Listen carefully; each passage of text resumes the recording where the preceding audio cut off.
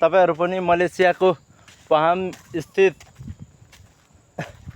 भन्दा पनि प्लान्टेसन कम्पनीमा जो आउने सोच गर्नु भएको छ, आउँदै हुनुहुन्छ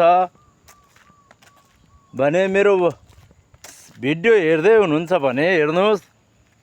यही हो तपाईहरु प्लान्टेसनमा गर्नुपर्ने काम। त्यो फल चाहिँ हाम्रो ट्याक्कै पाकिरहेको रहेछ है अहिले चाहिँ। हेर्नुहोस् है, यो त जुन चाहिँ म जुम गरेर देखाउँछु, यो रातो देखिया छ नि त, यो रातो चाहिँ झ्याप्पै पाकेको हो। यसलाई चाहिँ काट्नु पर्छ हैन, पराङले। हाम्रो चाहिँ गाउँतिर भन्नु भने एउटा यस्तो भनिन्छ नि, जस्तै हँसिया जस्तै हुन्छ हैन काट्ने, तर त्यो भन्दा चाहिँ एकदम बढी लाग्ने हुन्छ हैन। अनि यतातिर चाहिँ सबै यस्तो छ। यता चाहिँ म रुम आइसकेको अवस्था अहिले साथीहरु हैन। यतातिर चाहिँ सबैजना हामी रुम आइसकेका छौँ। आजको मौसम भनेको यस्तो छ हाम्रो। हेर्नुहोस् गाइज,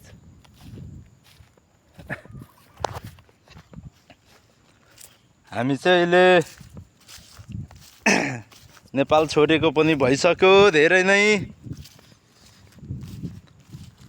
घरको याद पनि आइरहेछ, कुनै बेला आउँछ हैन। परदेशको जिन्दगी यस्तै हो।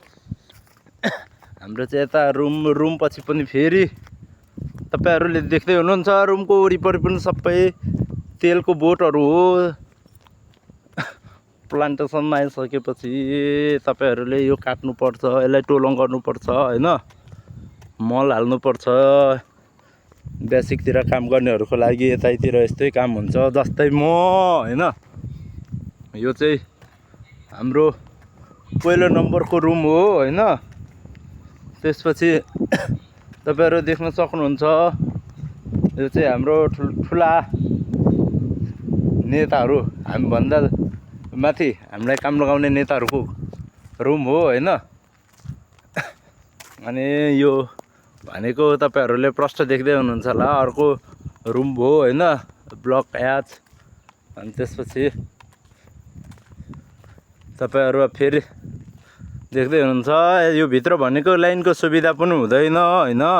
हाम्रो चाहिँ तिनै अब तेल कम्पनी छ नि त, तेलको दाना जुन चाहिँ छान्ने, त्यही भएर त्यहाँ उत्पादन गर्छ, बत्ती चाहिन्छ, त्यही भएर हाम्रोमा चाहिँ यहाँ तानिदिएको छ। यो भन्दा उता हाम्रो पनि 3-4टा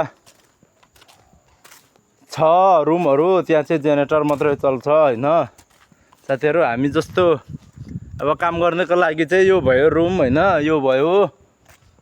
अनि यो चाहिँ सबै हामी जस्तो काम गर्नेहरुको यो चाहिँ हाम्रो रुम।